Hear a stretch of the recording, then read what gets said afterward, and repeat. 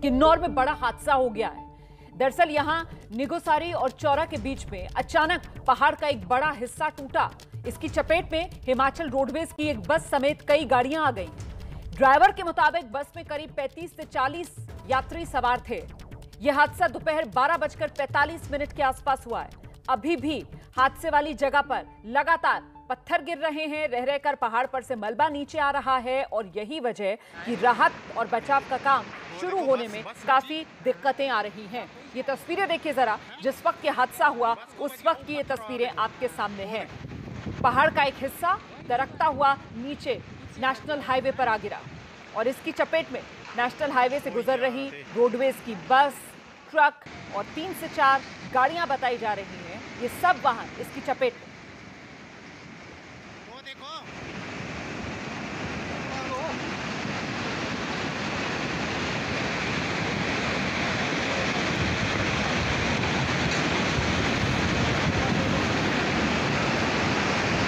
तो मलबे की चपेट में जो बस आई है उसके ड्राइवर ने यह जानकारी दी है कि करीब 35 से 40 यात्री बस में सवार थे। किन्नौर की तरफ से ये बस आ रही थी। ये देखिए जरा तस्वीरें। बस को बच गया, ओ पत्थर और देखो। किन्नौर में हादसा हुआ, उसके बाद कैसे मलबे की चपेट में गाड़ियां, वो आप देख रहे हैं। और रेस्क्यू ऑपरेशन शुरू तो हो गया है लेकिन मुश्किलें आ रही हैं। बार बार रोकना पड़ रहा है क्योंकि अभी भी मलबा गिरने का सिलसिला पहाड़ के ऊपर से लगातार जारी है। और जैसे ये हादसा हुआ उस वक्त सदन के भीतर मौजूद थे मुख्यमंत्री जयराम ठाकुर हिमाचल प्रदेश के। उसके बाद जब वो सदन से बाहर आए तो मीडिया के सामने उन्होंने जो जानकारी दी, जरा वो सुनिए। अभी जो सूचना मिली है, जानकारी ही है, अभी तक पूरी जानकारी में लेने से पहले वो ज़्यादा नहीं कहना चाह रहा हूँ, लेकिन निगुसराय के पास पहाड़ के हिस्से से वहाँ एक बस और बस के साथ साथ ये भी संभावना की हो सकता है छोटी गाड़ी भी हुई हो, ऐसे में इसमें मना नहीं किया जा सकता है। कितने लोग हैं, क्या है, क्या स्थिति है, और तुरंत जो है अभी मैं सदन से बाहर अभी निकला ही हूँ और मैंने अधिकारियों को उसी वक्त ही कह दिया है, संदेश दे दिया है कि जो बेस्ट पॉसिबल जो है रेस्क्यू ऑपरेशन के लिए वहाँ पर किया जा सकता है वो किया जाए। पुलिस के अधिकारियों को, स्थानीय प्रशासन को ये आदेश दे दिए गए हैं ताकि वो तुरंत जो है वो कार्रवाई। NDRF की टीम को भी अलर्ट पे रख दिया गया है और जैसे ही हमको थोड़ी और जानकारी, डिटेल इन्फॉर्मेशन मिलती है तो तुरंत जो है आगामी इस प्रकार से रेस्क्यू ऑपरेशन को अंजाम दिया जाए। और सीधे आपको लेकर चलते हैं, मेरे साथ मेरे सहयोगी जगविंदर पटियाल इस वक्त मौजूद हैं। जगविंदर, अब क्या राहत और बचाव कार्य शुरू हो पाया है तेजी से? देखिए, अभी भी शुरू नहीं हो पाया क्योंकि पहाड़ से लगातार चट्टानें गिर रही हैं। मैं पूरी घटना आपको बता देता हूँ हुई कैसे। 12:45 की बात है। हिमाचल रोडवेज की बस जो है वो हरिद्वार से आई और रिकांगपिओ जा रही थी। रिकांगपिओ जो है वो किन्नौर का डिस्ट्रिक्ट हेडक्वार्टर है, वहाँ के लिए ये बस जा रही थी। जब इस बस ने रामपुर बुशहर क्रॉस किया और उसके आगे भावानगर और ज्यूरी के बीच में पहुंची, वहां पर चट्टानें गिरने के साथ साथ जो है वो भारी मलबा पहाड़ से नीचे आया और ये बस उसकी चपेट में आ गई। और ये सारी जानकारी बस के ड्राइवर ने अपना बचाव करते हुए अपने स्टेशन पर दी और उसने कहा कि बस के अंदर तकरीबन 35-40 सवारियां बैठी हुई थी जब ये मलबा गिरा है। इसके अलावा ये भी बताया है ड्राइवर ने कि एक टिप्पर ट्रक और उसके अलावा 3-4 छोटी कारें भी इस मलबे की चपेट में आई हैं और कोशिश की जा रही है। जो पीछे गाड़ियां बची थी उसमें से एक महिला को निकालने का प्रयास किया जा रहा था, लेकिन ऊपर से और चट्टानें आने के कारण वो नहीं निकाल पाए। तो सबसे बड़ा अंदेशा जो ये है रोमाना, वो ये है कि बस के अंदर जो लोग सवार थे वो बस अब दिख नहीं रही है, ऊपर इतना मलबा गिर गया है और दूसरी तरफ जो है वो बिल्कुल खाई है, ढलान है। तो ऐसे में जो लोग अंदर 35-40 लोग सवार थे उन लोगों का क्या हुआ होगा, इसको लेकर सबसे बड़ा अंदेशा बना हुआ है। मेडिकल की टीमें मौके पर पहुंच गई हैं, प्रशासन मौके पर पहुंच गया है, लेकिन बचाव कार्य अभी शुरू नहीं हो पाया। बस को निकालने का काम नहीं चल पाया है क्योंकि ऊपर से चट्टानें अभी भी लगातार आ रही हैं। लिहाजा मुख्यमंत्री ने तमाम प्रशासनिक अधिकारियों को कहा है कि जितने भी राहत बचाव कार्य के इंतजाम वहां किए जा सकते हैं वो मौके पर पहुंचा दिए जाएं। मेडिकल की टीमें, एम्बुलेंस, सब लोग पहुंच गए हैं, लेकिन अभी भी ना तो मलबे से कोई निकाला जा सका है और ना ही वहां पर मलबे को हटाने का काम शुरू हो पाया है। तो ये घटना पूरी हिमाचल को दहलाने वाली, चौंकाने वाली, डराने वाली घटना हुई है। हालांकि मौसम की मार के कारण लगातार पहाड़ों के दरकने की और सड़कें धंसने की खबरें आ रही थी, लेकिन जानी नुकसान की अब तक की ये सबसे बड़ी खबर है इस मौसम की। सेना से अब मदद मांगी जा रही है कि राहत और बचाव कार्य के लिए यहाँ पर?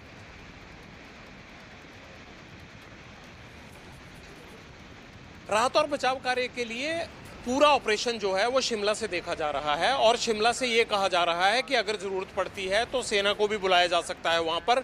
लेकिन फिलहाल जो मौके पर एसडीएम जा रहे हैं उनसे तमाम तालमेल कर सरकार ये कोशिश कर रही है कि एक बार चट्टानें जब गिरने से रुकती हैं या मलबा ऊपर से आने से थमता है तो उसके बाद पहले ये देखा जाए कि कौन कौन से आदमी घायल हैं जिनको वहाँ से निकाला जा सकता है। पहले ये काम शुरू किया जाएगा, उसके बाद जो है वो बस को मलबे के नीचे से निकालने का काम शुरू होगा। लेकिन इसमें वक्त लगेगा, इसमें कोई दो राय नहीं है, क्योंकि जिस हिसाब से टाइम हो गया है, अगर अगले 1-2 घंटे तक काम ये शुरू नहीं हो पाया तो फिर अंधेरा होने का अंदेशा रहेगा और वो तमाम इंतजाम करने पड़ेंगे ताकि रात को भी बचाव कार्य और लोगों को निकालने का, मलबे को हटाने का काम शुरू किया जा सके। क्रेन, जेसीबी, एम्बुलेंस, डॉक्टर, तमाम जो है वो फर्स्ट एड का सामान, सब चीज़ें वहाँ पहुँचाई जा चुकी हैं। लेकिन अभी तक काम को शुरू करने के कारण वो खतरा बना हुआ है कि पहाड़ से और पत्थर नीचे ना आ पाए। बिल्कुल, एक एक मिनट, एक एक पल इस वक्त लोगों की जिंदगियों के लिए भारी है। उन लोगों की जो इस वक्त इस मलबे में फंसे हुए होंगे, किस मुश्किल से सांस ले पा रहे होंगे, जरा सोचिए, सोचकर ही आप सिहर जाएंगे। और इस बीच ये जो हादसा हुआ है किन्नौर जिले में, किन्नौर के जो विधायक हैं उनकी तरफ से भी बयान दिया गया है, जरा सुनते हैं वो क्या जानकारी दे रहे हैं। एक HRTC की बस जो है मलबे में दबी है, ड्राइवर और कंडक्टर तो निकल गए हैं उसमें से, पर अंदर कितने सवारियां हैं और कितने अभी बचे हुए हैं उसका पता नहीं लग रहा है। रेस्क्यू के लिए वहाँ पर नज़दीक के जो पुलिस है, वहाँ पर जो CSC से डॉक्टर्स हैं, एम्बुलेंसेस हैं, या दूसरी तरफ से ज्यूरी की तरफ से ITBP है, ये लोग पहुँच गए हैं, परंतु अभी भी जो है लैंडस्लाइड जारी है, इस कारण वहाँ पर अभी रेस्क्यू का काम जो है बाधित है। बताया जा रहा है कि बस में काफ़ी लोग थे इसमें, अब पूरी तादाद तो पता नहीं, 30 से ऊपर बताया जा रहा है, और छोटी गाड़ियाँ भी हैं उसमें, एक टिप्पर का भी जो है दबने का अंदेशा है उसमें।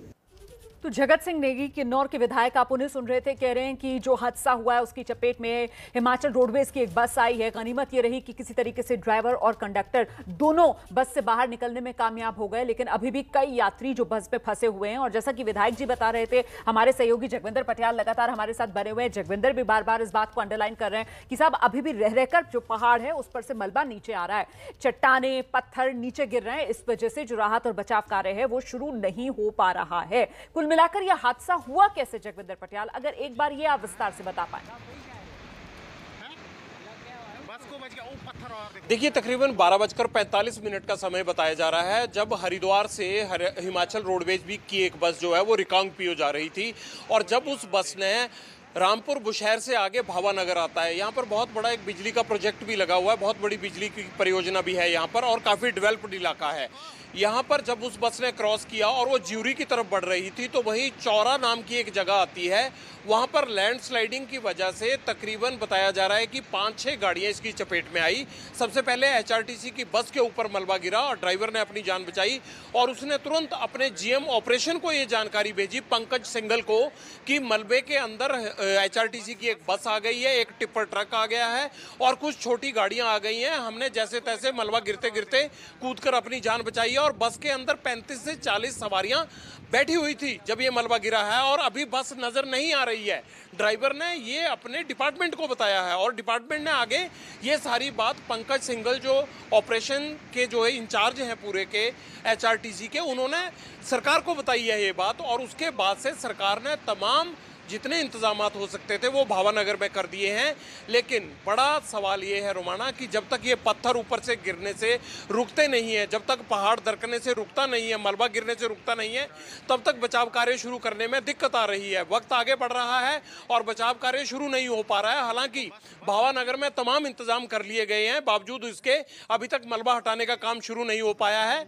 ये एक बड़ी त्रासदी हुई है और सरकार इस पूरे बचाव कार्यों का मुआयना कर रही है, और जैसे ही ये पत्थर गिरने से रुकते हैं तमाम अपना अमला जो है इस बचाव कार्य में लग जाएगा, घायलों को निकालने में लग जाएगा। लेकिन चिंता सबसे बड़ी यही है कि जो बस में सवारियां थी, क्या उनको कितना जानी नुकसान हुआ है, ये अभी सरकार को भी पता नहीं है, लेकिन बड़े जानी नुकसान का अंदेशा जताया जा रहा है। बिल्कुल, आशंका यही है कि शायद जान का काफी नुकसान हुआ हो। करीब 35 से 40 सवारियां जो सिर्फ हिमाचल रोडवेज की जो बस है उसी में सवार थी। इसके अलावा एक ट्रक भी है जो इस मलबे की चपेट में आया है, 3-4 और गाड़ियां जो इस मलबे की चपेट में आई हैं। हैं। और ऐसे में जगविंदर, जो बात आप कह रहे हैं कि देखिए मौके पर रवाना तो कर दिए गए हैं राहत और बचाव दल को, और वो मौके पर पहुंच भी गए हैं, लेकिन 500 मीटर की दूरी पर खड़ी हुई है वो तमाम राहत और बचाव के दल। तो यही कहा जाएगा कि कुल मिलाकर कुदरत की रहमो करम पर कि जब तक लैंडस्लाइड रुकती नहीं है, जब तक रह रहकर पत्थर गिरने का सिलसिला रुकता नहीं है ऊपर से, तब तक कुछ हो नहीं सकता है। और इस बीच एक बड़ी खबर यह भी आ रही है कि रेस्क्यू ऑपरेशन के लिए आईटीबीपी की टीम को भी रवाना कर दिया गया है मौके के लिए। आईटीबीपी की टीम भी मौके पर पहुंच जाएगी राहत और बचाव कार्य को अंजाम देने के लिए। लेकिन बात तो वहीं आकर टिकती है जगविंदर पटियाल कि मामला कुदरत की रहमो करम पर ज्यादा इस वक्त नजर आ रहा है।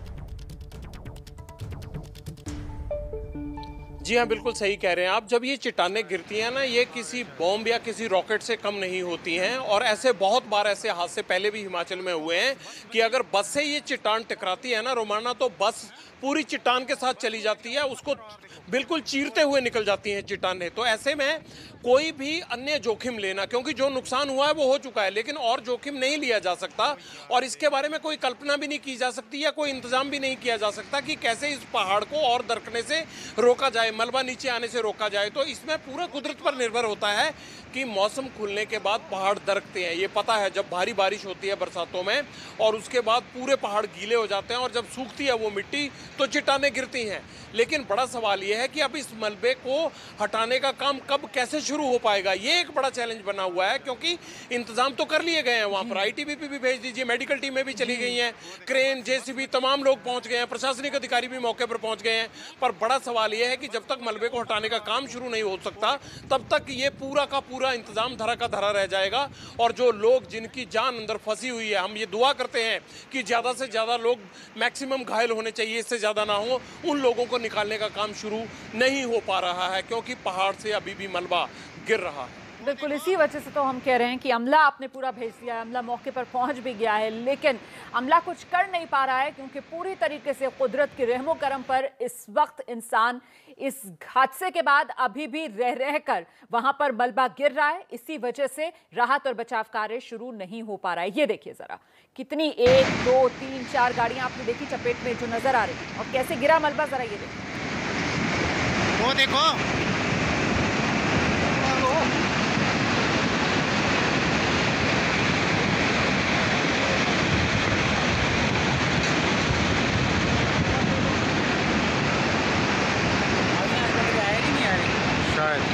आ गए शायद, नहीं दिखा आए, पता नहीं। वो देखो बस बची वही शायद है, लग गया हुआ है। बस को बच गया। वो पत्थर और देखो, वो देखो, वही थी बस, पीछे कर दिया वो तो पता नहीं। वो यार आते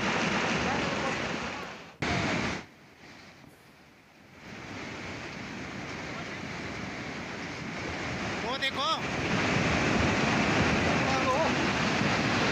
तो किस तरीके से हादसा हुआ आपने तस्वीरें देखी, पहाड़ का एक हिस्सा जो दरकता चला गया और सारा मलबा नीचे नेशनल हाईवे पर, जिसकी चपेट में ये गाड़ियां। सबसे मुश्किल बात यह है कि इस वक्त राहत और बचाव का काम शुरू नहीं हो पा रहा है क्योंकि रह रहकर अभी भी पहाड़ का हिस्सा दरक रहा है, अभी भी चट्टाने पत्थर पहाड़ पर से नीचे आकर गिर रहे हैं।